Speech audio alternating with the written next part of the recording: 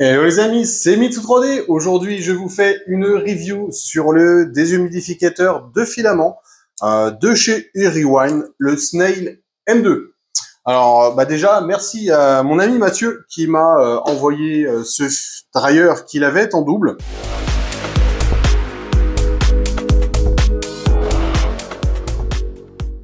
Premièrement, alors je vais pas vous faire un unboxing, hein, très très simple. 3-4 bouts de mousse à enlever et 3 accessoires qui sont posés à l'intérieur que je vous montrerai après. Une chose à savoir, il est vendu avec un afficheur de température et ou d'humidité de l'air, chose qui sert pas à grand chose, je vous expliquerai ça par la suite. Mais tous n'ont pas l'humidité de l'air à l'intérieur, certains n'ont que la température. Ce petit appareillage est monté sur une pile autonome. Allez, je vous le montre en réel.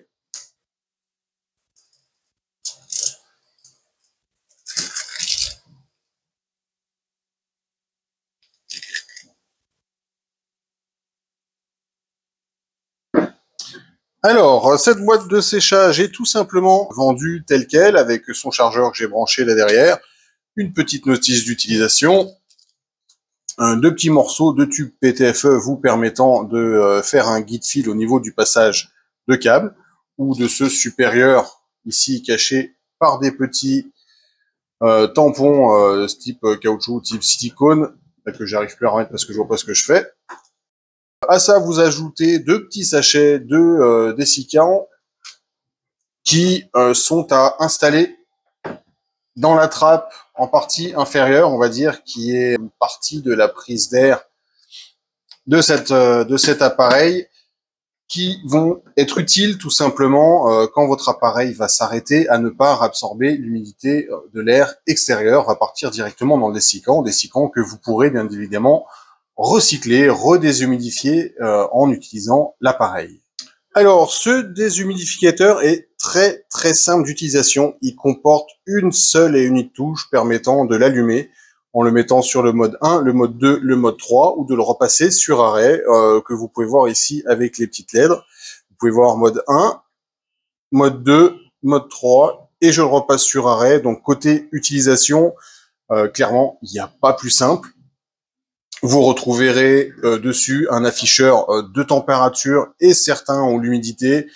Je vous le redis, le capteur d'humidité prend uniquement l'humidité relative de l'air ambiant à l'intérieur du déshumidificateur et n'est absolument pas une recopie de l'humidité présente dans votre bobine. Si par exemple ici vous descendez à 20 ou à 15% d'humidité, ça ne veut pas dire que votre filament est fini d'être asséché.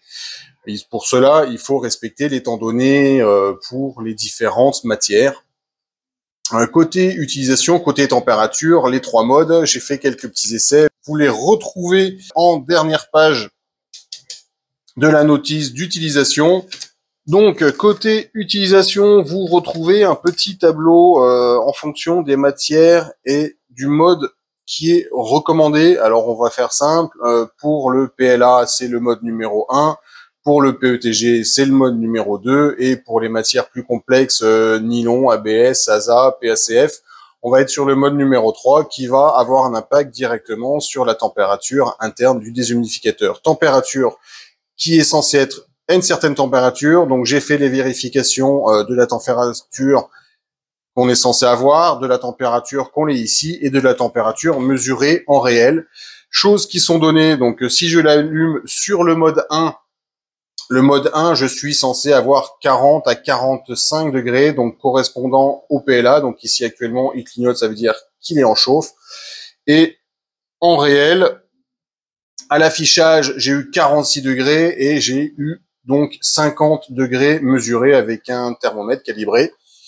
Donc c'est relativement propre, je suis 5 degrés au-dessus de la consigne réelle, donc d'où l'utilisation du PLA. Ne l'utilisez pas en mode 2 ou en mode 3, c'est qu'on va être sûrement un petit peu trop chaud pour ces modes, donc il faut bien respecter le tableau donné par le fabricant.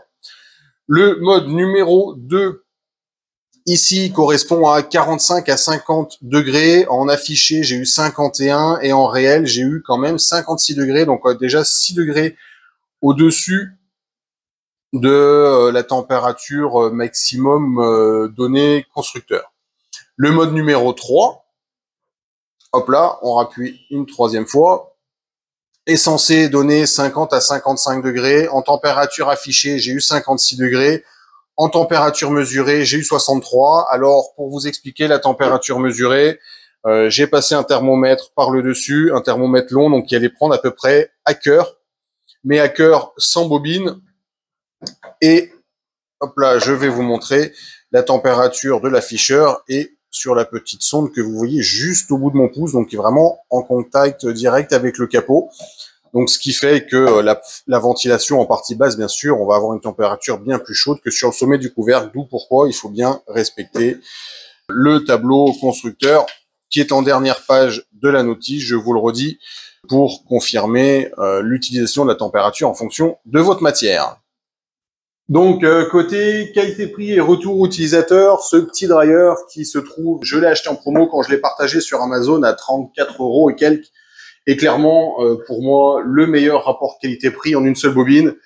Ses avantages, la simplicité d'utilisation, son prix, les températures qui sont bien évidemment respectées à 2-3 degrés près. On n'est pas dans la NASA non plus, mais contrairement à d'autres dryers que j'ai pu tester où par exemple on demandait une température de 70 et on n'atteignait que 55.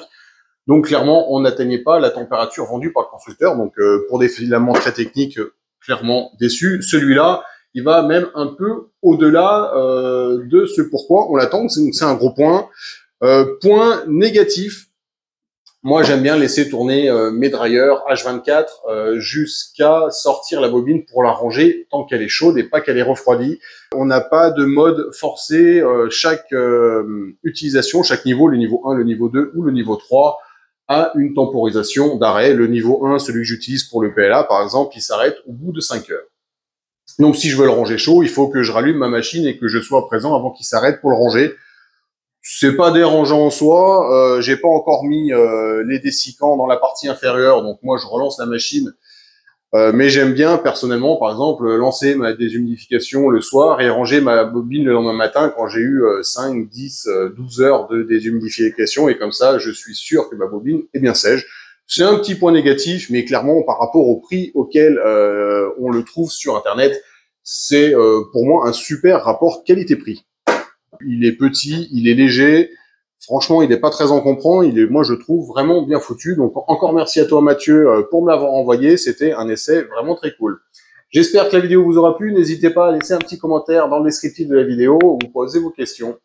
Et bonne soirée à tous. Bye bye.